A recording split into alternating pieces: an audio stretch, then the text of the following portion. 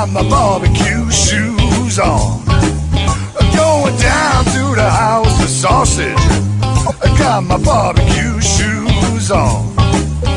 Gonna put me a brat in a red hot foot long. Welcome to Barbecue Pit Bears.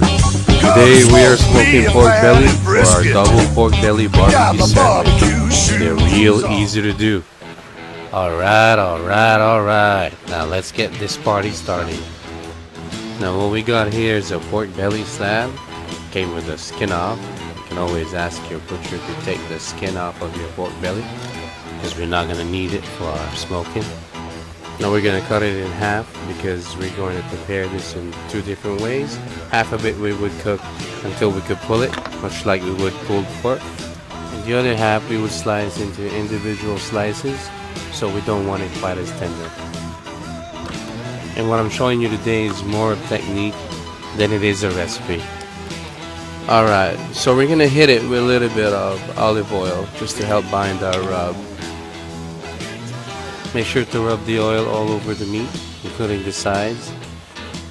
Now the fat cap's not going to do much in terms of flavoring the meat, but it's going to render as it cooks, so we're just going to leave it on there. Plus it leaves some tasty burnt ends, so I don't mind having it on there. Alright, so today I'm going to use McCormick's Grill Mates Smokehouse Maple to contrast the hickory chips that I'm going to be using today. Easy enough to make your own rub. I can show you that on some other video, but like I said, today is all about technique. And now this pork belly slab is a big chunk of meat, so it can take a lot of flavors, so try not to hold up on your rub. Now make sure that you've rested your slab, say about 5 or 10 minutes before you flip it over, just to make sure that the rub had already binded onto the meat. Now we're doing the other side. And once we're done applying the rub, we'll just give another 5 or 10 minutes before we take it out to the smoker.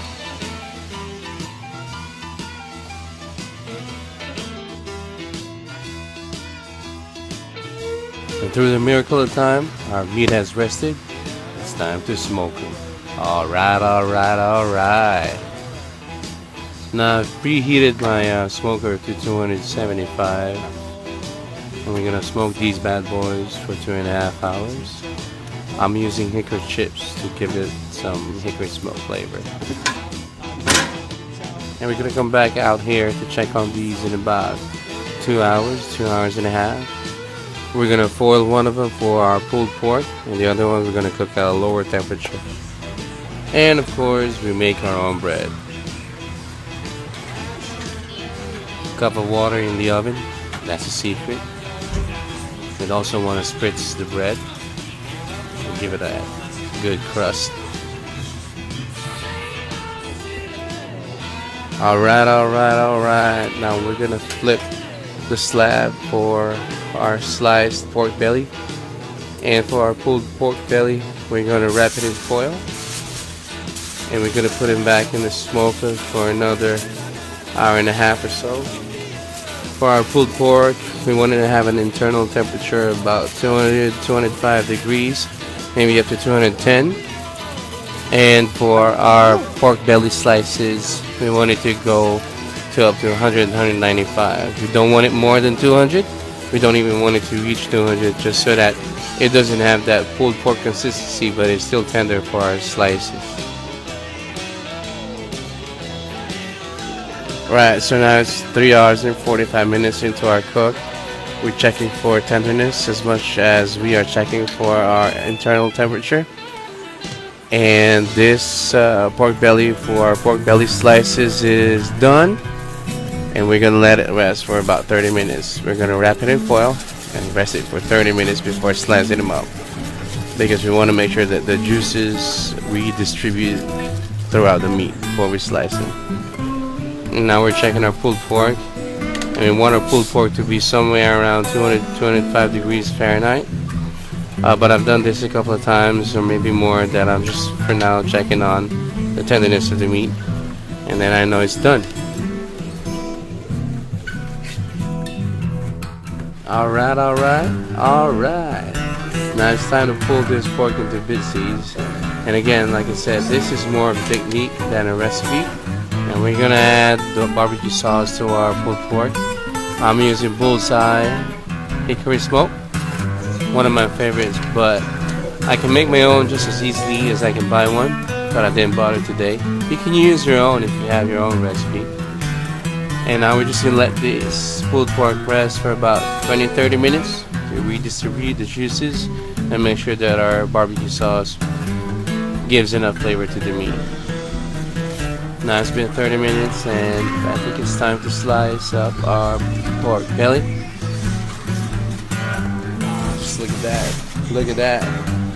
Are we getting hungry or what? I just want to show you how tender this chunk of meat is. You can slice it into thin or thick slices depending on how you want it.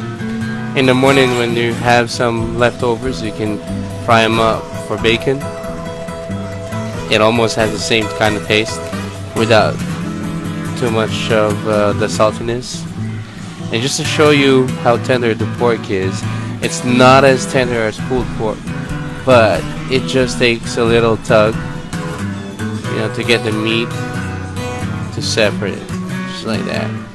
Oh man, it's gonna be good. So we're placing some over our bread, and then we're gonna add our pulled pork.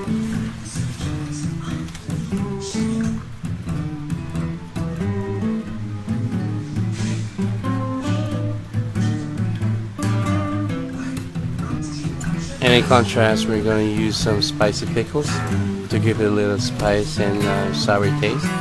So you have the saltiness of the bark on your pork belly slices and the barbecue flavor of the pulled pork, and then the spicy sweetness and sourness of the pickles.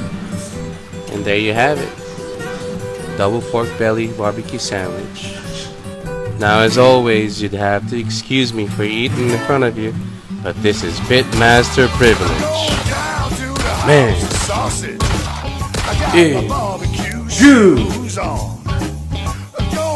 so if you've never had double pork belly barbecue sandwich before, definitely should check it out.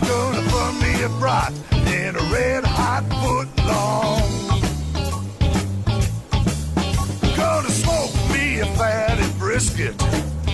Got my barbecue shoes on. Gonna smoke me a fatty brisket.